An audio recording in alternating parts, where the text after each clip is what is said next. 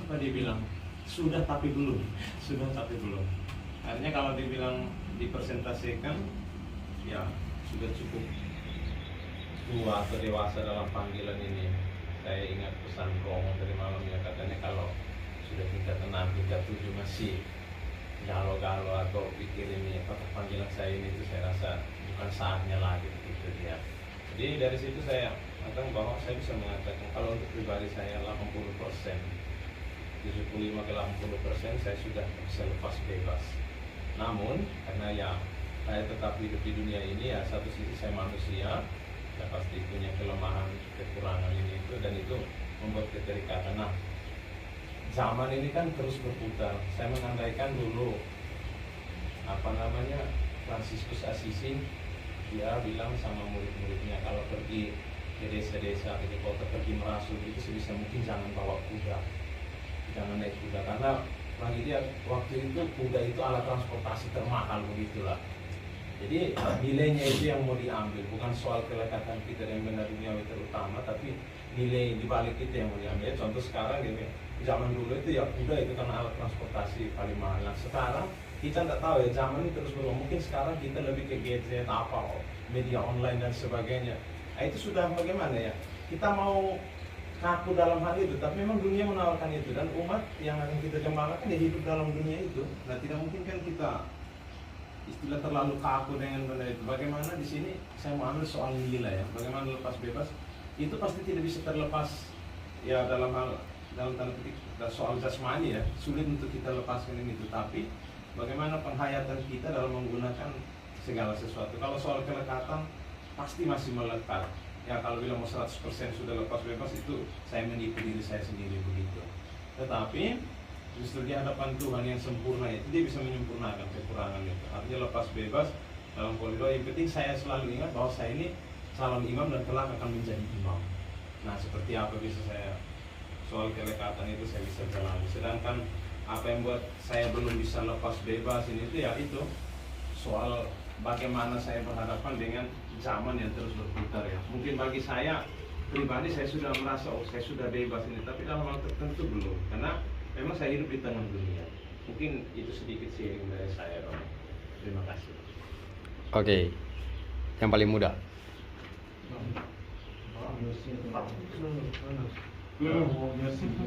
Kedua sama kan? Jangan mengundurkan diri. Oke, yang paling muda. Oke. Hasil refleksi saya dari malam, saya menemukan bahwa diri saya ini yang masih berjuang untuk sungguh-sungguh bebas gitu. Jika saya presentasi sejauh ini, presentasinya maksudnya itu ya kurang lebih sama seperti dia penderita itu, masih ya sekitar 70% gitu. Dan ini saya merasa bersyukur gitu, karena ya mulai dari seminari menengah sampai saat ini di tingkat 6 ini ada kenaikan gitu, ada kenaikan persentasenya gitu untuk merasa lebih bebas gitu, sungguh-sungguh bebas gitu, ada kenaikan gitu. Saya mengingat perjalanan saya ketika dari Kalimantan gitu untuk pertama kali datang ke Kota Malang ini, ada banyak ketakutan gitu yang saya hadapi gitu. Salah satunya apakah saya bisa beradaptasi gitu dengan cara pembinaan di tempat ini gitu. Dan itu yang menjadi salah satu ketakutan terbesar saya waktu itu, yang membuat saya tuh waktu itu ya tak bebas gitu, takut nggak lulus lah waktu itu. Lalu ya seiring berjalannya waktu gitu, ada juga ketakutan yang dulu tidak saya sempat pikirkan gitu, maksudnya terpendam lah gitu, dan tiba-tiba muncul gitu di satu masa gitu, dimana ketakutan untuk hidup sendiri gitu, hidup sendiri. Nah ini yang menjadi pergulatan saya ketika tingkat 3 kemarin. Apakah saya sungguh-sungguh berani hidup sendiri gitu? Dan ini efek ketika pulang liburan lalu bertemu dengan orang banyak gitu, bertemu dengan keluarga, dan efeknya dari situ. Tapi puji Tuhan, kami di sini seperti saya memiliki pembimbing rohani yang bagus gitu, yang baik, yang berkualitas lah bagi saya, yang mampu membimbing saya dan juga teman-teman ini menjadi lebih baik gitu dalam hal kebebasan gitu. Bukan mulia. Bukannya banyak romo lah gitu. Sedangkan mulia sih. Nah, lalu ya untuk saat ini ya saya terus berjuang dan efek, dan saya rasa juga ya salah satu ya tujuan utama, maksudnya kekuatan utama saya untuk sungguh-sungguh lepas bebas itu ya berasal dari Dia yang disalib itu gitu, Dia yang memanggil itu dan itu yang membuat saya ya puji Tuhan semakin untuk lepas bebas. Itu dari saya, Pastor. Terima kasih. Oke, kita tepuk tangan buat Oke, jadi cirinya menarik. Yang pertama saya mulai dari ketakutan, kemudian ketakutan berubah menjadi sebuah kekuatan. Jadi ya saya juga dari Ambon menuju ke Seminari Bineleng. Nah kita semua yang dari luar pulau itu punya satu ketakutan, aduh saya bisa atau tidak. Sudah keluar dari kampung, apakah sampai selesai atau tidak? Karena takut untuk ketika kembali ke kampung halaman tidak jadi frater atau tidak jadi romo, wah hancur. Orang itu kalau mau jadi frater misalnya, sudah KPA terus tamat KPA terus dia mau ke Seminari Bineleng. Loh, satu kampung itu semua tahu kalau dia itu menjadi frater. Jadi dibuat acara besar di kampung. Nah, di situ ada pesan disampaikan, nanti ke sekolah baik-baik ya. Nah, jadi ketika kita keluar dari frater, orang yang keluar dari frater itu dia tidak akan langsung pulang ke sana. Dia butuh sekitar 5-10 tahun baru dia bisa pulang. Karena menanggung rasa malunya. Malunya ada di mana, teman-teman? Waktu acara itu orang tua kita itu diperkenalkan. Sehingga yang malunya itu orang tua. Jadi tapi akhirnya ketakutan itu membuat kita untuk terus berjuang. Aduh, jangan sampai saya jatuh, jangan sampai jatuh. Jadi tadi itu ketakutan kemudian menjadi sebuah kekuatan untuk, jangan. Jadi di sisi lain ketakutan menjadi sebuah hal positif. Nah, saya juga mengalami hal yang sama soalnya, makanya itu penting untuk kita refleksikan. Karena ketakutan membuat kita untuk melihat ke belakang. Aduh, saya kalau tidak jadi, hancurlah saya ini. Nah itu. Lalu yang kedua, satu bagus lagi dari teman kita, fasilitas.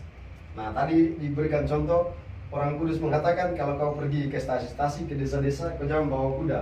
Nah ini saya ingat sampai sekarang ini, dan saya buat sampai sekarang. Itu saya juga punya pembimbing rohani, Pastor Van Pasen itu, dia kasih ingat saya. Sampai hari ini saya ingat, mudah-mudahan teman-teman juga ingat.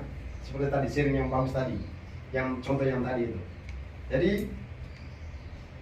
ketika kita pergi ke desa-desa, kau lihat dulu di desa itu, di stasi itu mereka pakai apa. Kalau semua pakai mobil, kau pergi pakai mobil. Kalau banyak dari mereka pakai sepeda motor, maka lebih baik kau pergi pakai sepeda motor. Dan terasa. Jadi ketika kita turun dari, kan misalnya kita bisa jam 7, menjelang jam 7 itu kan banyak orang umatnya menuju ke parkiran.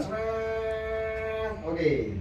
Ketika kau datang dengan mobil, umat yang naik sepeda motor, yang jalan kaki itu dia sungkan untuk mendekatmu. Yakin tidak yakin secara psikis dia merasa dia ada di bawah. Jadi rasa sungkan. Jadi ya dia mobil, apalagi pergi dengan mobil bagus. Ya, pasti dia akan merasa ini. Tapi kau percaya tidak percaya, ketika kau pastor terus di parkiran itu banyak sepeda motor parkir, kau datang juga dengan sepeda motor yang sama, masuk, mereka mendekat, mau bagaimana? Nah itu. Jadi mereka merasa dekat ketika kita sejajar dengan mereka dalam posisi ini, maka tadi dikatakan mobil, kuda, yaitu transportasi, tapi harus dilihat. Oh, kalau di sana posisinya gini, maka harus menempatkan diri. Nanti juga ada materinya, menempatkan diri dalam situasi, menyesuaikan diri dengan keadaan. Kita lekat dengan, nanti sebentar akan ke situ, kita lekat dengan uang, walaupun persentasenya tidak terlalu ini, tapi tetap ada kelekatan sebagai manusiawi.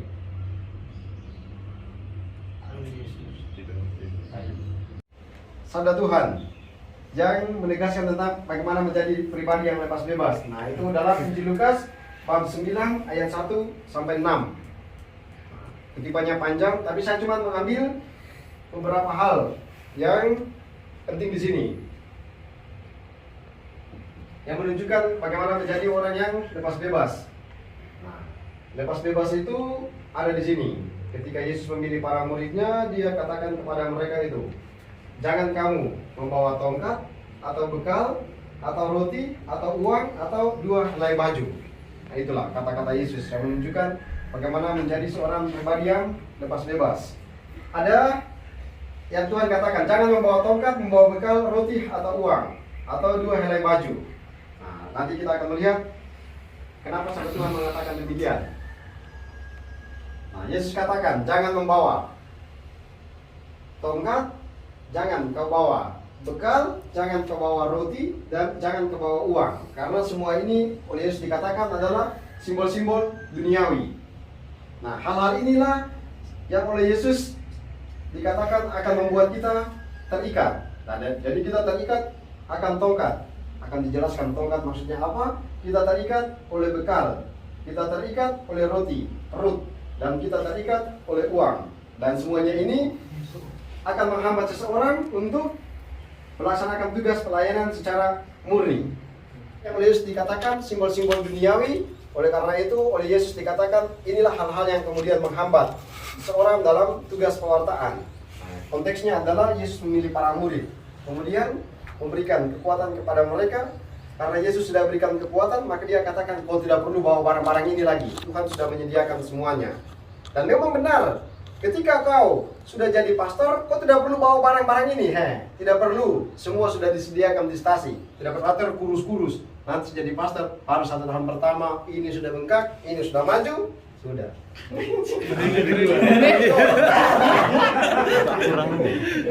Ini calon-calon nih, nanti kalau sudah jadi pastor sudah. Oke, kita lihat satu-satu. Nah, tongkat, simbol kekuasaan. Tadi Tuhan bilang kau tidak perlu bawa tongkat, karena tongkat itu simbol kekuasaan. Maka Tuhan katakan, simbol kekuasaan, kemegahan duniawi. Jadi dia tahu orang kalau bawa tongkat itu kekuasaan. Jadi misalnya seorang komandan dia bawa tongkat, nah itu simbol kekuasaan, dia pangkat tertinggi. Seorang raja dia bawa tongkat, nah itu simbol kekuasaan. Nah, kemegahan duniawi. Maka Tuhan bilang, kau tidak perlu bawa. Kau jadi pastor, kau tidak perlu cari tongkat-tongkat ini. Apalagi kau cari tongkat uskup, tidak perlu. Nah itu. Nah, maka dia bilang, kau jangan cari tongkat uskup. Karena dia bilang ini, jangan menjadi penguasa atau berhasad menjadi penguasa. Jadi kau jangan cari tongkat ini. Kau cita-cita menjadi uskup, akhirnya setiap hari cuma pikir uskup. Padahal Tuhan katakan tidak perlu. Jangan menjadi penguasa atau berhasad menjadi penguasa. Maka tadi dikatakan, jangan kau cari barang-barang ini. Maka Tuhan bilang, kau jangan bawa tongkat. Karena ini, ketika kita bawa tongkat atau kita mencari tongkat, berhasad untuk mendapatkan tongkat itu, maka motivasi menjadi pastor akhirnya berubah. Jadi itu, menjadi orang yang kemudian di sini kemudian mengantarkan seorang yang punya motivasi untuk mencari tongkat atau membawa tongkat adalah pastor yang apa tadi? Otoriter.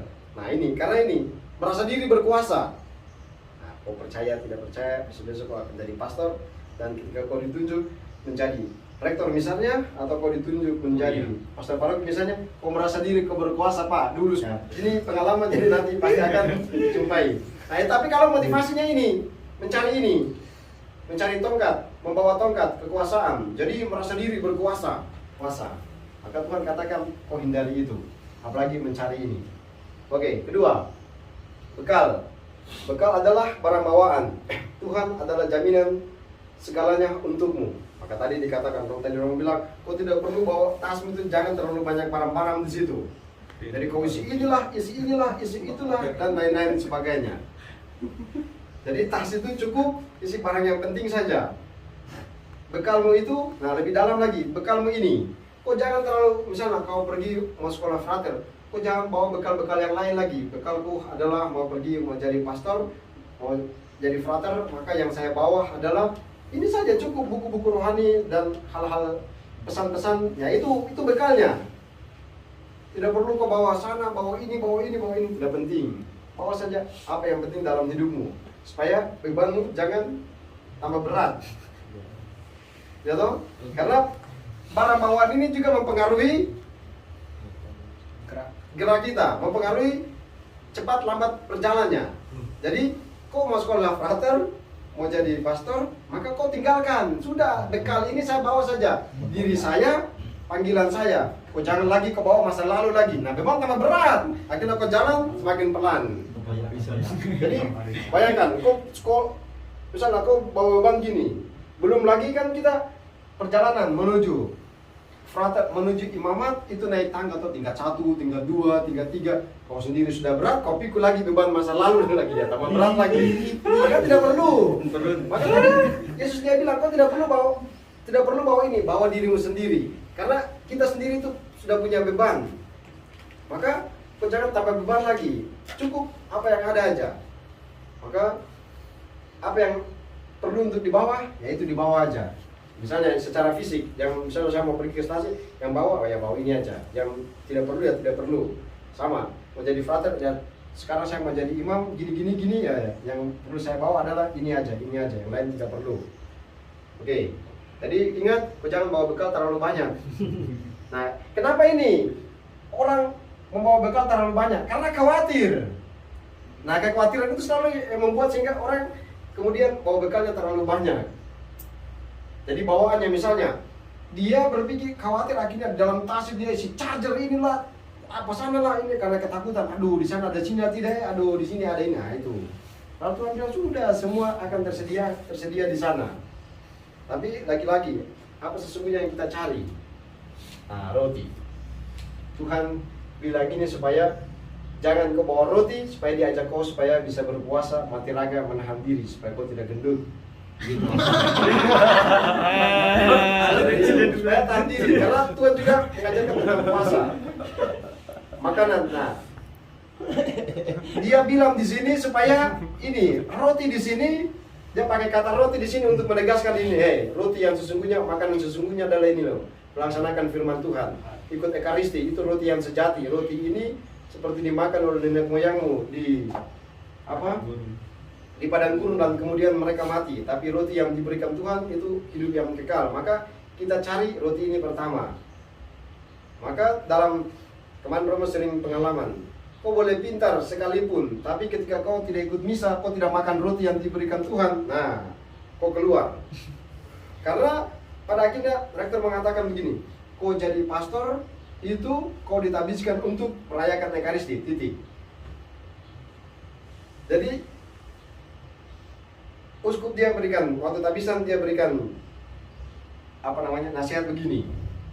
Kalau kau sudah jadi pastor, kau boleh bangun pastoran itu semegah apapun, gereja semegah apapun, tapi kalau kau malas ikut misa, maka semua itu hancur berantakan. Kau ditabiskan untuk melayani meja, kau ditabiskan untuk merayakan ekaristi, mengunjungi orang sakit. Jadi yang itu cuma dia luaran aja. Ada arsitek di sana, ada ahli bangunan di sana, biarkan mereka bekerja. Kau cuma kontrol. Kau jangan mikir bahwa itu adalah tugas utamamu. Tidak, tugasmu adalah ini, merayakan ekaristi, mempersembahkan ekaristi untuk keselamatan jiwa-jiwa. Nah itu hal penting. Maka Tuhan dia kemudian mengajarkan, kau jangan bawa ini supaya mengajarkan para muridnya menahan diri. Jangan waktu misa kau masih pikir makan, kau pergi pelayanan kau masih pikir makan lagi. Akhirnya tidak maksimal. Maka itu Tuhan katakan ini. Makanan yang pertama adalah ekaristi. Maka seorang pastor dia pertama-tama setiap hari harus ikut misa. Dia harus terima makanan ini. Makanan ini harus pertama kita terima.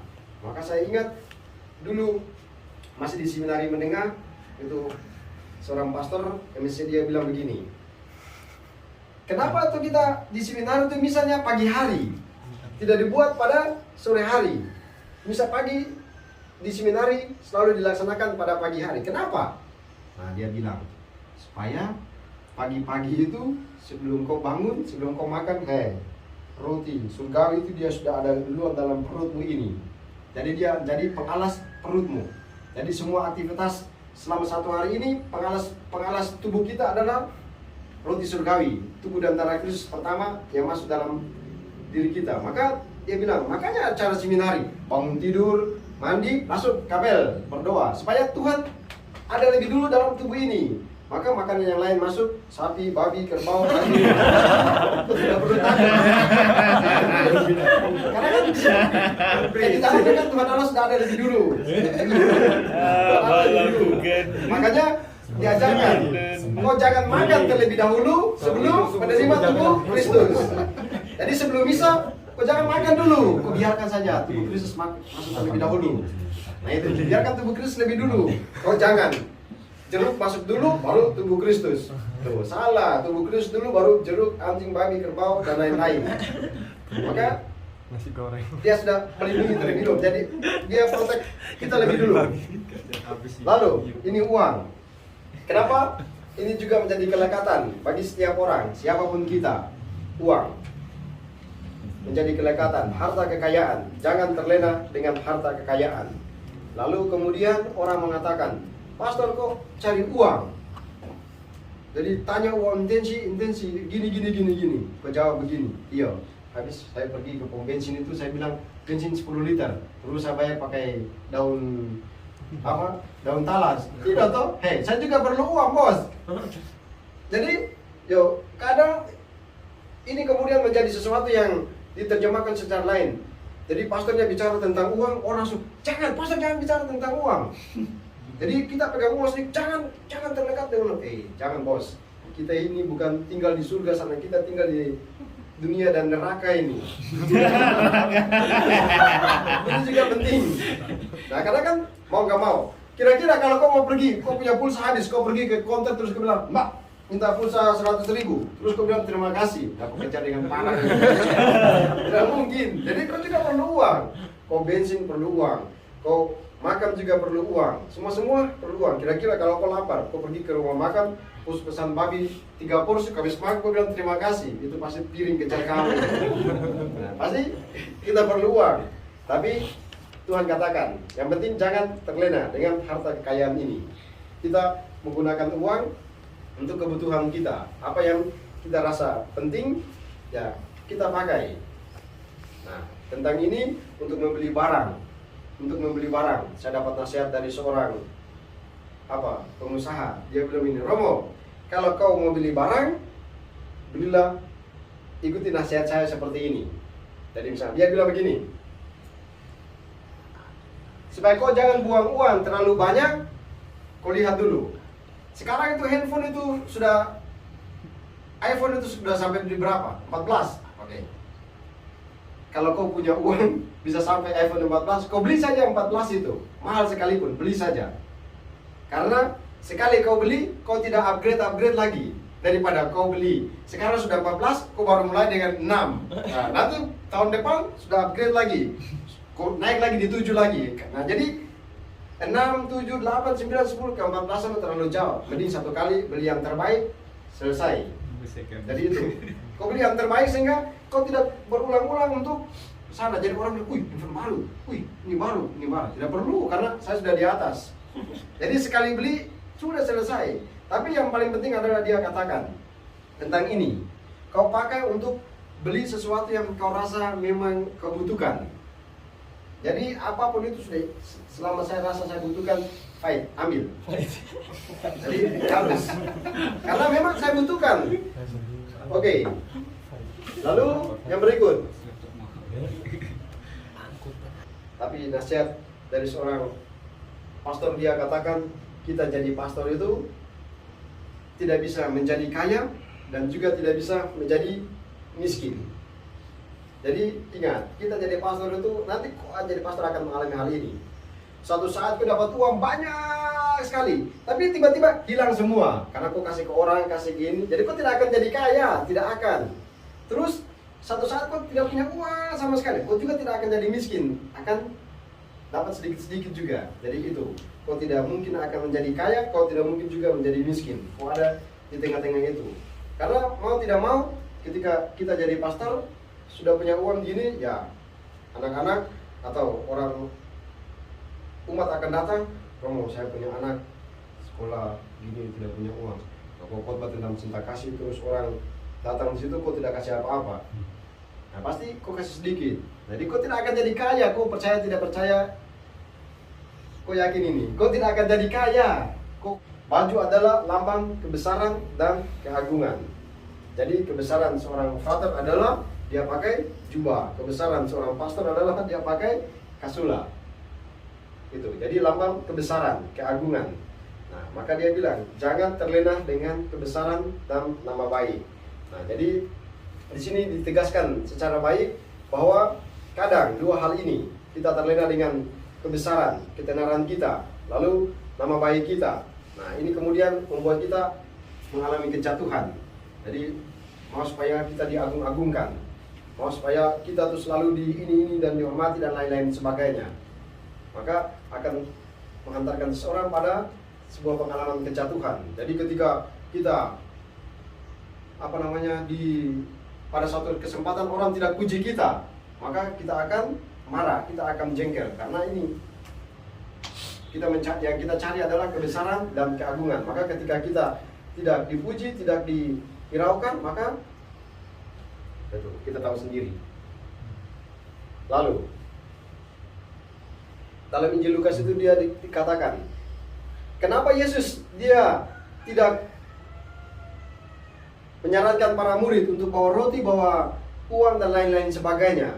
Karena di situ ternyata Tuhan Yesus sudah terlebih dahulu memberikan segalanya buat para murid.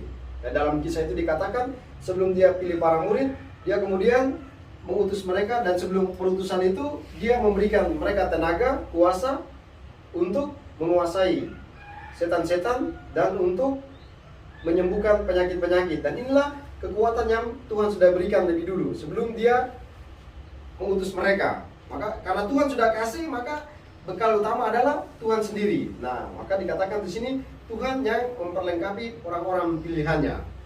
Nah, ini kalimat penting, Tuhan memperlengkapi orang-orang pilihannya. Jadi ketika kau sudah jadi diakon, kau sudah jadi pastor, kau ingat ini, kita ini diperlengkapi oleh Tuhan melalui tabisan.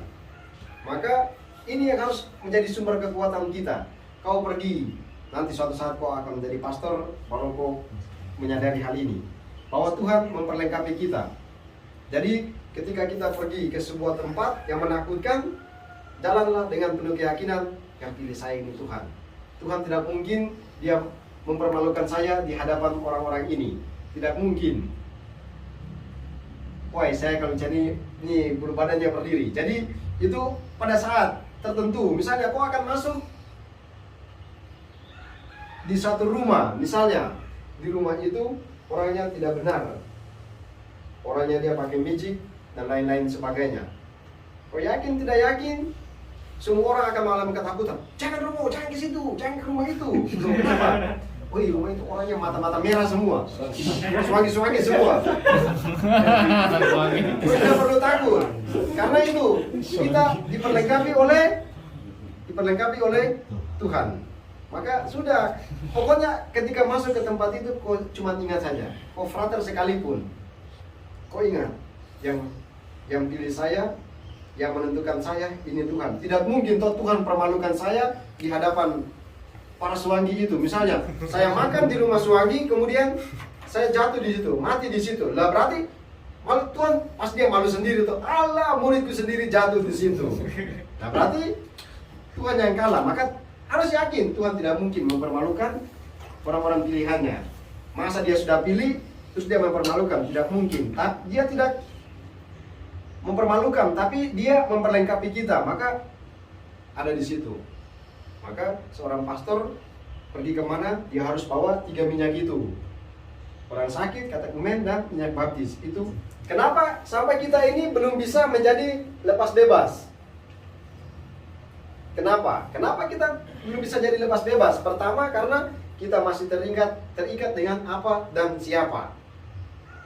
Jadi tadi sudah diseringkan, kita ini tidak bisa menjadi lepas bebas karena ini masih terikat dengan apa dan siapa. Kita terikat apa? Terikat dengan handphone, terikat dengan mobil, terikat dengan apa namanya, benda-benda yang menjadi milik kepunyaan kita. Maka Tuhan dia bilang begini, di mana hartamu berada, di situ hatimu juga berada. Dan dia bisa, dia masih pikir, saya mobil aman ke tidak? Nah itu. Jadi, ya gitu. Karena ini kita masih terikat dengan barang-barang ini. Jadi sudah sepeda motor sudah pergi ke stasi, handphone ketinggalan, dia tidak lanjut, dia balik kanan, balik lagi ke pos ambil handphone, masih terikat. Saya kalau sudah lupa sudah, biarkan saya sampai rumah telepon, silakan tunggu. Karena ini kita masih terikat. Jadi lagi diberikan contoh, kita khotbah terus kasih contoh ke umat di Kepanjen begini. Coba kalian lihat, pasti bulan kitab suci toh. Jadi bulan kitab suci itu semua umat beriman diajak untuk membaca sabda Tuhan, bawa kitab suci. Oke. Tapi coba lihat apa yang terjadi. Kalau kita pergi ke gereja, umat pergi ke gereja toh, sampai depan gereja, dia lupa kitab suci, dia jalan terus saja masuk dalam gereja langsung berlutut dalam nama Bapa. Tapi coba sampai depan gereja, lupa handphone, pas dia balik kanan, dia pulang lagi pergi ambil handphone. Itu karena gue yakin tidak yakin pasti kita juga mengalami hal yang sama, terikat. Lalu dengan siapa? Nah kemarin Romo sudah menjelaskan secara singkat siapa ini yang kemudian membuat kita terjerat. Siapa? Misalnya kita terjerat oleh orang-orang yang kasih sesuatu sama kita. Misalnya barang mahal dia kasih sama kita, akhirnya kita mau menolak permintaan dia sudah sungkan. Dan ini sering terjadi. Sebagai manusia saya juga mengalami hal yang sama. Kita semua pasti akan mengalami. Ketika ada orang dia kasih sesuatu yang lebih besar kepada kita, lalu kemudian dia minta tolong untuk kita melayani dia. Lalu pada saat bersamaan, misalnya ada umat yang juga membutuhkan pelayanan, nah di situ akhirnya kita balik kanan begini, saya yang ke sana. Yang ini menjadi korban. Mau yakin tidak yakin, pasti suatu saat akan alami hal yang sama. Nah, ketika kita terikat oleh siapa ini. Jadi makanya kemarin sudah diingatkan, kita ketika jadi pastor akan berjumpa dengan banyak orang, tapi ingat siapa ini yang akan menentukan. Maka nanti akan dijelaskan salah satu kata kata bijak, dia katakan begini.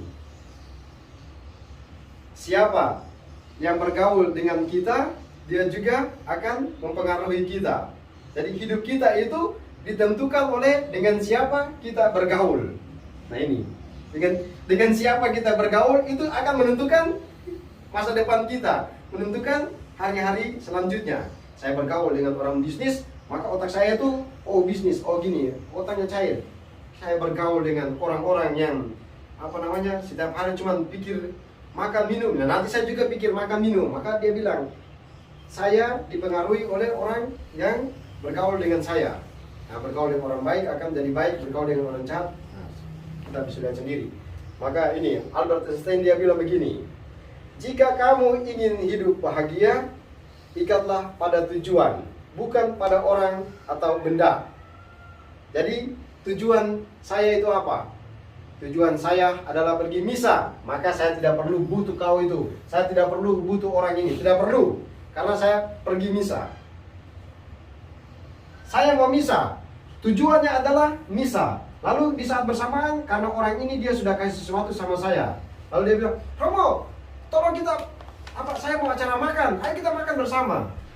Tujuan saya adalah misa, maka yang ini kau delete. Oke, tujuan saya adalah pergi misa. Maka ketika ada sesuatu yang melekat, sudah kau tunggu sebentar. Karena ini, maka Einstein dia bilang, jika kamu ingin hidup bahagia, ikatlah pada tujuan. Kita punya tujuan. Maka yang lain harus disingkirkan. Tujuan saya menjadi pastor, sekarang frater, maka yang ini harus disingkirkan. Orang-orang yang terasa kurang baik disingkirkan. Benda yang terasa tidak baik disingkirkan. Karena saya punya tujuan. Maka ikat pada tujuan. Lalu yang berikut, kenapa kita belum bisa menjadi lepas bebas? Karena hidup kita tidak disiplin. Contoh kemarin, orang dikejar oleh polisi karena ketakutannya sendiri, padahal polisi tidak tilang juga. Polisi cuma berdiri tapi karena ketakutan, kemarin di video dia lari. Polisi kira kalau dia bawa narkoba. Padahal ketika ditangkap dia bilang, saya takut kan tidak punya SIM. Ya bodoh sendiri toh, tidak disiplin. Coba mendisiplinkan diri, bawa SIM, bawa STNK, polisi 1000 depan pun, oh ikut jalan santai aja. Pak, selamat siang Pak. Ya, karena tidak ada polisi di depan, kok cari jalan tikusnya di mana? Nah, tidak bebas. Kemarin Romo jelaskan, ketika kita tidak ikut acara harian dengan baik dan benar, maka kita tidak akan bebas. Maka ya itu, kau turuti saja, ikuti saja disiplin hidupnya, maka kau akan jadi orang bebas. Itu syaratnya. Orang bebas adalah orang yang mendisiplinkan diri, ikut aturan. Karena ikut aturan maka sudah bebas toh. Karakter Sigar dia katakan, karakter yang membuat kita keluar dari tempat tidur. Jadi karakter itu. Jadi kita punya karakter itu membuat kita keluar dari tempat tidur. Ayo bangun. Oke. Lalu kemudian keluar dari tempat tidur. Jadi karakter membuat kita keluar dari tempat tidur. Lalu komitmen yang memindahkan kita ke dalam tindakan. Jadi karakter, saya punya karakter, ya memang harus bangun pagi. Setiap hari sudah bangun pagi. Nah, saya bangun pagi akan diperkuat lagi karena punya komitmen. Saya menjadi pastor, jadi saya harus pergi misa. Nah, itu komitmennya. Nah, itu. Jadi dia akan memindahkan kita ke dalam tindakan. Lalu yang kemudian, yang terakhir adalah disiplin. Jadi disiplinlah yang kemudian membuat kita mampu untuk menindaklanjuti. Jadi saya mau misa, saya mau jadi pastor. Sekarang mau misa, oke, pergi, mendisiplinkan diri. Nah itu. Jadi kita belum bebas karena tidak disiplin. Lalu berikutnya, kita belum menjadi orang yang lepas bebas karena satu ini, kita kurang senyum dan kurang tertawa. Maka Will Smith dia bilang begini, biarkan senyum Anda mengubah dunia. Jangan biarkan dunia mengubah senyum Anda. Jadi itu, kemarin dikatakan, saya adalah diri saya. Saya adalah saya. Apa yang saya pikirkan, itulah saya. Maka ini, menangis itu keputusan dari saya. Tertawa adalah keputusan dari saya, bukan keputusan orang lain. Maka ini, jangan biarkan dunia mengubah senyummu, tapi kamu yang mengubah. Jadi itu. Jadi dia bilang begini, dalam bukunya dia bilang begini, kau jangan pernah membiarkan pengalaman dari luar itu membuat kamu kemudian menjadi tidak bersemangat atau menjadi down. Tidak bisa. Jadi kau sendiri yang kontrol dirimu. Jadi misalnya, orang ini dia marah kepada saya, akhirnya saya jadi down. Padahal dia habis marah, dia pergi tidur lagi, dia pergi ke mall, dia senang-senang, nah saya yang kepikiran sama dia. Padahal hidupku terus berjalan. Ngapain saya pikir kau? Jadi gitu. Jadi orang lain itu dia tidak boleh mempengaruhi diri saya. Misalnya orang maki saya tidak boleh terpengaruh dengan makian itu kemudian saya down. Sudah toh urusan selesai. Dia orang maki, sudah kau mau apa? Sudah selesai. Kau tidak usah pikir-pikir lagi. Karena kalau kita membiarkan itu maka dia masuk mempengaruhi kita. Maka lagi-lagi saya adalah apa yang saya pikirkan. Jadi tidak bergantung kepada orang di sana. Makian orang tidak boleh membuat saya kemudian down. Jadi misalnya saya berkhotbah di depan, terus ada orang kemudian datang lalu Romo khotbahnya jelek. Kau tidak boleh terpengaruh dengan itu, karena ketika kau masuk ke dalam pikirannya maka kau akan terganggu. Sudah malas khotbah ini. Oh, sudah enggak lagi. Maka tadi dia katakan, jangan biarkan dunia luar itu mengubah pikiranmu, tapi kamu sendiri. Maka dia bilang, biarkan senyum Anda mengubah dunia. Jangan biarkan dunia mengubah senyum Anda. Jadi jangan dari luar dia tidak boleh ini saya, tapi saya yang mengontrol diri saya. Nah itu yang membuat sehingga kita tidak bebas. Nah orang yang kurang senyum, kurang tertawa itu mereka sebenarnya belum lepas bebas. Karena apa? Harusnya tertawa, mereka cuma duduk begini. Ya berarti belum lepas bebas. Kok tertawa saja? Nah itu. Lalu, nah ini saya kutip dari latihan rohani dari Santo Ignatius Loyola ini. Dia bilang begini, manusia diciptakan untuk memuji, menghormati, dan melayani Tuhan. Dan dengan demikian, ia memperoleh keselamatan jiwanya. Nah itu. Jadi, tujuan kita memuji dan lain-lain sebagainya itu untuk melayani Tuhan dan keselamatan jiwanya. Nah, segala sesuatu yang lain di dunia diciptakan untuk manusia dan bahwa mereka dapat membantunya untuk mencapai tujuan akhir yang untuknya manusia diciptakan. Jadi semua yang kita dapat di dunia ini sebenarnya tadi sudah diulang itu, ada tujuannya. Kita hidup ini ada tujuan yang hendak dicapai. Maka semua sarana-sarana tadi hanya sebagai alat. Maka dia katakan mereka dapat membantunya untuk mencapai tujuan akhir. Jadi handphone ini adalah sarana untuk mencapai satu tujuan, sarana komunikasi. Saya nanti terlambat misa, tolong nanti ditunggu ya. Nah itu, jadi tujuan tercapai karena ini hanya sebagai alat bantu. Maka tadi dikatakan itu hanya sebagai alat bantu. Dari sini artinya manusia harus menggunakan hal-hal duniawi tersebut asalkan hal-hal tersebut dapat membantunya mencapai tujuan akhirnya itu. Dan dia harus membuat hal-hal tersebut sejauh menghalanginya untuk mencapai tujuan akhir. Jadi kalau kau rasa bahwa aduh handphone ini karena diberikan oleh si gadis ini lalu kemudian melekat dalam diri saya tidak bisa melupakan dia, maka lebih baik kau pergi ke sana saja. Maka kita sering mendengarkan curahan hati dari orang-orang ketika dia putus cinta dengan seseorang, apa yang dia buat? Dia bakar foto itu, dia bakar baju yang pernah diberikan karena ini ya. Membuat hal-hal tersebut yang menghalanginya untuk mencapai tujuan akhir. Jadi itu. Maka kita lihat ketika semua sudah selesai, dia akan marah, sudah daripada kau menghalangi saya pikiran kau terus, sudah bakar saja. Nah itu. Lalu untuk hal ini adalah penting untuk membuat diri kita tidak terikat kepada semua hal yang diciptakan di dalam segala sesuatu yang diperoleh menjadi pilihan bebas kita yang tidak dilarang. Sehingga di pihak kita tidak menginginkan kesehatan daripada penyakit, kekayaan daripada kemiskinan, penghormatan daripada penghinaan, umur panjang daripada umur pendek. Sehingga dalam segala sesuatu hanya menginginkan dan memilih apa yang paling kondusif bagi kita untuk mencapai tujuan akhir yang untuk kita ciptakan. Jadi itu, hidup, dia cuma bilang hidup ini ada tujuan. Kita datang ke tempat ini ada tujuan dan ada banyak sarana untuk mencapai tujuan itu. Maka gunakan sarana itu dengan baik untuk mencapai tujuan akhir. Tapi kalau merasa bahwa sarana-sarana itu menjadi penghalang, maka buang saja. Karena kalau kau bertahan maka tidak mencapai tujuan. Itu sering singkat dari Yohanes Loya, Santo Ignatius Loya. Lalu bagaimana supaya menjadi pribadi yang lepas bebas? Nah, ketika kita sudah tahu inilah yang membuat kita tidak bebas, kita sudah tahu. Pasti kita punya pengalaman tersendiri, kenapa tidak bebas. Nah, pasti kita sudah tahu karena tadi malam kita sudah mencoba menemukan itu. Lalu kemudian, bagaimana supaya kita menjadi pribadi yang lepas bebas? Nah, untuk menjadi pribadi yang lepas bebas, Anda harus menjadi diri sendiri. Jadilah diri sendiri dan jujur. Itu syarat pertama untuk menjadi orang lepas bebas. Jadi diri sendiri. Saya adalah apa yang saya pikirkan. Merdeka, selesai. Karena yaitu saya adalah saya, apa yang saya pikirkan. Saya adalah saya, kau adalah kau. Maka saya bebas, menjadi bebas. Apapun kau buat di situ, ya sudah itu urusanmu. Maka ketika orang itu disebut sebagai pribadi yang bebas, ketika misalnya kita hidup dalam satu komunitas, lalu ada temannya yang dia orangnya tuh ginilah, orangnya tuh ginilah. Kalau orang yang bukan pribadi lepas bebas, dia akan masuk ke sana. Oh ini gini. Tapi kalau orang yang pribadi lepas bebas, dia akan bilang, ya sudah, itulah dia, kekurangan dia, jadi kita harus terima. Nah itu. Jadi jadilah diri sendiri, lalu jujur dengan diri sendiri. Itu yang paling penting, menjadi pribadi yang lepas bebas.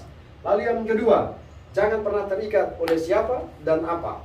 Jadi kemarin kamu sudah menjelaskan. Prinsipnya adalah kalau saya diberikan sesuatu, itu bukan saya minta, tapi ada sesuatu yang saya kerjakan. Ada sesuatu yang saya buat sehingga orang berikan sesuatu kepada saya, bukan saya minta. Karena ketika saya minta, maka saya terikat.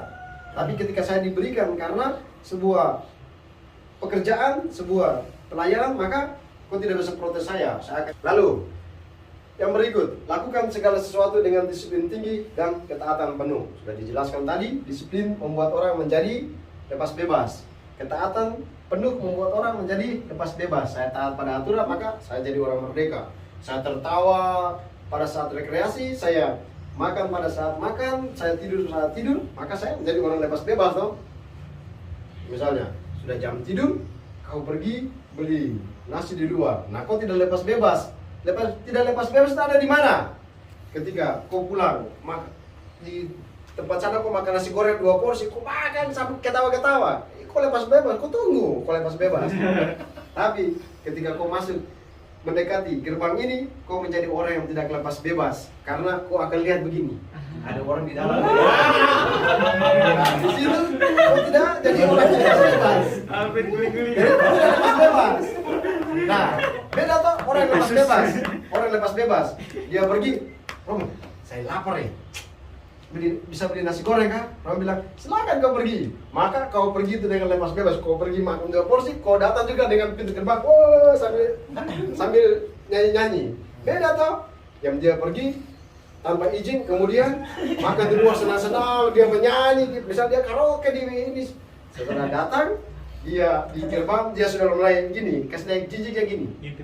Lehernya jadi panjang toh, jadi orang tidak. Terus tidak lewat pintu lagi, lewat jendela lagi. Nah itu berarti sudah lepas bebas. Maka disiplin menghantarkan orang pada lepas bebas. Ketaatan penuh membuat orang pada lepas bebas. Itu. Jadi untuk menjadi lepas bebas caranya sebenarnya gampang, tapi ya kita juga butuh perjuangan. Nah ini yang paling penting. Untuk jadi lepas bebas, maka kau harus beradaptasi dengan keadaan. Jadi kita jadi lepas bebas beradaptasi dengan keadaan. Jadi keadaannya adalah sunyi, maka sudah aku ambil bagian dalam kesunyian itu. Supaya aku aman di situ. Kalau keadaannya lagi ramai, kau ambil bagian dalam keramaian itu. Karena kalau ketika kau tidak ambil bagian dalam keramaian itu, maka orang mengatakan orang ini aneh, yang lain tertawa, dia menangis.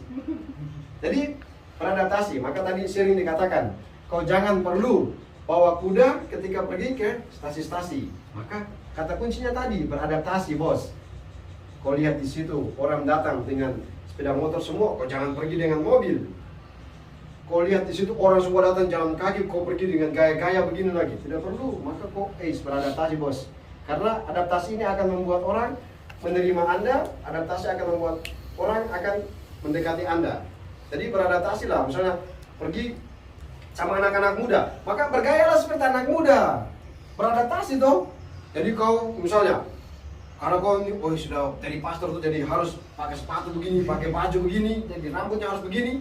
Jadi ketika kau pergi ke anak muda, kau harus bergaya begini, seperti kau pasang wibawa begini. Jadi akhirnya yang tidak mampu adaptasi, sehingga anak muda mereka lihat, aduh, mau ke sana terlalu formal lagi. Nah, gitu. Jadi sudah beradaptasi dengan anak-anak, beradaptasi. Maka menjadi orang lepas bebas, beradaptasi. Ketika dengan anak-anak, bicaralah dengan bahasa anak-anak. Ketika dengan frater, bicaralah dengan bahasa para filsuf, teolog. Kau jangan bicara bahasa kampung karena itu akan direndahkan. Kau bicara dengan dokter, maka pakai istilah dokter. Nah ini kuncinya, beradaptasi. Nah ini tipsnya. Jadi kenapa sampai kita itu bisa punya banyak sahabat, banyak teman? Karena ini adaptasi. Dan misalnya ketika kau berkunjung ke kamar, satu kamar di sini, kamar satu romo di sini.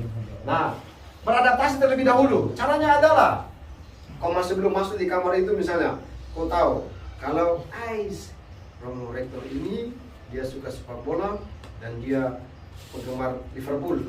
Oke. Nah, maka kau masuk ke dalam kamar itu, kau bicara, "Woi Romo, tadi malam Liverpool mereka main paling mantap." Oh, itu pasti ceritanya nyambung gitu toh. Akhirnya karena beradaptasi sehingga segala sesuatu dimudahkan.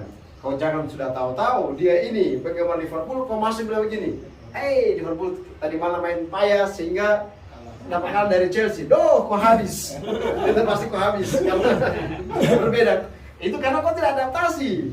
Sama, kau pergi ke orang bisnis, kau bicaralah tentang bisnis, memulai percakapan dengan, sekarang handphone sekarang sudah canggih, dunia sekarang sudah ini, sudah semakin Elon Musk sekarang dia sudah beli Twitter dan gini. Nah, maka cerita akan masuk. sehingga dia akan gini-gini nih. Kok jangan cerita tentang sepak bola yang bukan ininya dia, hobinya dia. Jadi beradaptasi ini penting kemanapun kita berada. Mau pergi ke anak-anak, tempatkan diri sebagai anak-anak, pergi ke anak muda, tempatkan diri sebagai anak muda. Maka adaptasi ini penting. Lalu ini, bangun semangat humoris. Karena orang yang humoris itu dia lepas bebas. Karena coba kau lihat orang humoris itu, dia kalau ketawa aja satu kampung dengar itu. Jadi itu kalau orang yang suka humor dia ketawa itu satu kampung dengar. Gitu.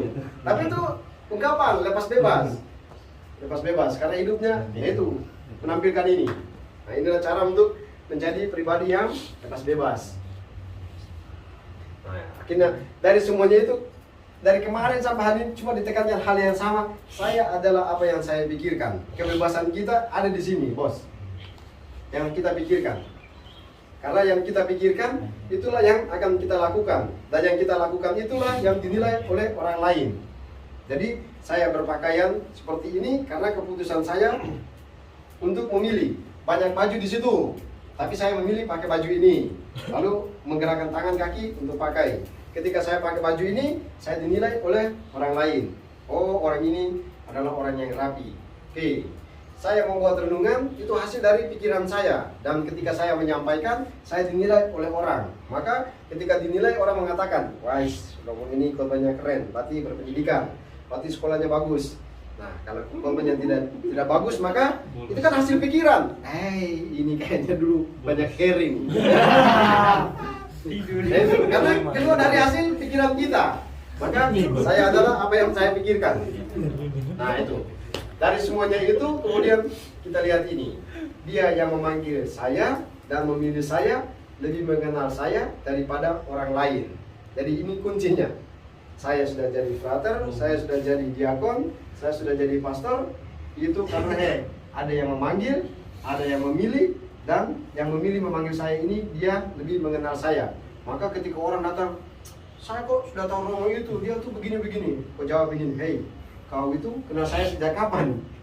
Tuhan Allah kenal saya itu dari dalam kandungan. Kau saja baru kenal 1 menit, kau sok-sok cerita tentang saya. Nah, maka dia yang memanggil, memilih, dia lebih mengenal saya daripada orang lain. Itu. Ya, karena dia lebih kenal kita, lebih paham tentang kita, maka kau harus berjalan bersama dia yang mengajakmu. Kenapa? Orang yang mengajak kita untuk pergi ke satu tempat, dia itu bertanggung jawab atas perjalanan itu. Jadi misalnya saya ajak Frater, ayo kita pergi ke Donomulyo misalnya. Maka di belakang sepeda motor, saya bertanggung jawab, Frater di belakang itu saya bertanggung jawab. Pasti saya juga bertanggung jawab. Frater jangan lapar, kasih makan sama Frater. Frater pulang, kasih makan sama Frater. Nah, jadi yang mengajak kita pasti bertanggung jawab. Jadi misalnya kita duduk di sini, ayo kita pergi makan. Nah, yang ngajak itu dia harus bertanggung jawab. Kenapa? Kau yakin tidak yakin? Misalnya, yang mengajak itu tadi dikatakan, berjalanlah bersama dia yang mengajakmu. Nah, ini Tuhan. Nah, misalnya kalau kehidupan harian kita, yang ajak dia bertanggung jawab. Sehingga begini caranya. Ketika kita duduk sama-sama, terus ada yang ajak, ayo kita makan bakso.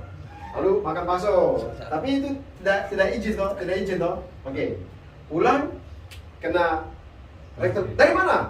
Makan bakso. Terus siapa yang suruh? Nah, toh terakhir dia bilang, tadi diajak sama ini, diajak sama yang ini. Nah, toh akhirnya ini yang mengajak itu dia yang bertanggung jawab. Sasarannya dia. Tapi itu cara lain. Cara yang kedua adalah yang mengajak bertanggung jawab adalah kita panggil orang, mari kita pergi makan. Maka yang mengajak itu dia yang bertanggung jawab, dia yang bayar untuk kita makan. Kan dia yang panggil, dia yang ngajak. Jadi maka berjalanlah bersama dia yang mengajakmu. Nah, sekarang ini kan kita sementara berjalan toh menuju ke sana, menuju ke tujuan itu. Maka lebih baik ikut yang ini aja, ikut dia ini. Nah, ini, ikut dia ini. Maka di gambar ini kan dia kasih simbol. Tuhan dia pegang orang, berjalan bersama. Nah, berjalan bersama, maka di gambar ini dia buat berjalan bersama itu tidak di depan atau tidak di belakang, tapi sejajar supaya bersama-sama. Maka dia tanda tangan ini bersama-sama. Jadi berjalanlah bersama dia yang mengajakmu, yang mengajak kalian dan kita semua adalah Tuhan Allah. Maka sudah kita jalan ikut dia aja. Caranya adalah mendengarkan sabdanya, merayakan Ekaristi dan lain-lain sebagainya. Itu kuncinya. Sampai di sini. Siapa yang memanggilku? Siapa? Dan siapa yang akan menjaminku? Dia yang memanggil aku, maka aku harus setia kepadanya, karena dialah yang menjamin masa depanku. Banyak orang mungkin menawarkan, nanti saya kasih ini, saya kasih itu, dan lain-lain sebagainya. Tapi ternyata mereka itu hanya sementara. Ada saat dimana mereka hilang, ada saat dimana mereka akhirnya keluar, dan lain-lain sebagainya. Maka lebih baik setia pada yang ini saja, kepada dia yang mau manggil saya, karena jaminan masa depan saya ada di sini. Tujuan saya jadi pastor, tujuan saya menjadi frater, maka jaminannya adalah dia yang memanggil aku, bukan orang lain, atau bukan apa atau siapa yang menjadi jaminan saya, tapi yang menjamin saya adalah Yesus sendiri. Terima kasih. Ada pertanyaan?